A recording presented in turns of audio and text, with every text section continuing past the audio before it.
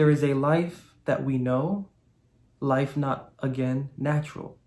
There is a devotional character that we have assumed in all of our genuine thought, feeling, action, behavior. We have assumed this because we know that this is all there is at that point. At that point, this is all that there is. There is a life or a blood or a drink that we have accepted, and that we have accepted because that's all that there is at that point in time. But then the living God's chief apostle, when on the scene of action, engaged his audience in a way to allow them to understand that you've taken the steps to get into where you are. You've taken the steps for your belief to believe in something that you cannot see, touch, feel, or sense innately. Only via your belief, only via your trust in what you have belief in, can you sense this. You've done a bit of the difficult part, but soon you're going to see that that was the easy part, because the truly difficult part is that you now need to realize that you are a human being. And as a human being, there are certain concrete principles that are going to allow you to take your faith and to take your experience to a higher platform, to where it needs to be. There are landmarks that you have accepted very well. There are landmarks that are set in place. There are landmarks and examples for justifying your belief very well. But there comes a point in time where that landmark, once you step to the side and step back, you're going to see that there is another landmark behind that landmark you've accepted, kind of blocking it. And it is our responsibility to get to that key landmark in the distance so that it's no longer in the distance. So that what is before and willingly before or face, it becomes past. It becomes past not as forgotten, but past as in a way or a means to lead us to accepting what we should accept about that groundbreaking landmark, that original landmark, that original life, that original blood that we need to consume and exercise for the life of our devotional character.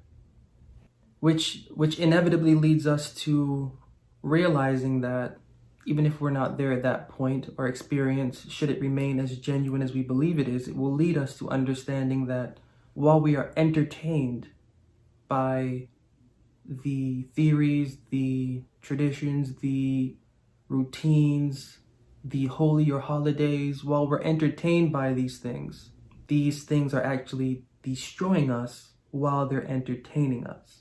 So while we're cheering and jeering and believing, we're actually not being fed within, and we're actually being destroyed by these things, which was also the concern of the living God's chief apostle. When speaking, the concern shifted. The shift from a focus on the Jewish theology to the philosophy within the scriptures is a shift allowing the individual to know that what is within the mind, and that is what is within the heart, is intricately and infinitely more important than what has become Jewish, or in our modern terms, Christian or religious. What is within has more of a context than what is traditionally accepted, and that's what this man was getting at. This priest was giving a philosophy or a principle of being, connecting the individual's devotional conversation to the living God's devotional conversation, so that their human being can be enlightened as to what it actually is, because that's just what the point of what all of this should be doing. We shouldn't simply be lending our belief to a belief and allowing that belief to make us trust that we're better because of that belief, that we give ourselves credit for it, and that we give it credit because of our belief. What we believe should actually be healing our human being within. And so this is another thing that this individual raised when speaking, is the belief that you have, is your religion actually healing your human being? Is your religion actually making you benevolent? Is what you believe God to be actually being demonstrated through your thoughts, actions, beliefs, and feelings on a daily and consistent basis? Are the people around you, is the work that you do, are the things that you're eating and seeing and listening to and everything, does it reveal to you and the people around you that there is something great being created within you from a creator outside of you and above you. When this individual taught, when he spoke his philosophy, he raised the question of how much the tradition was benefiting the mind and how much the tradition was benefiting the devotional mind with the human mind. And so the flip that we now have to consider at this point in time is the flip that this man was getting at.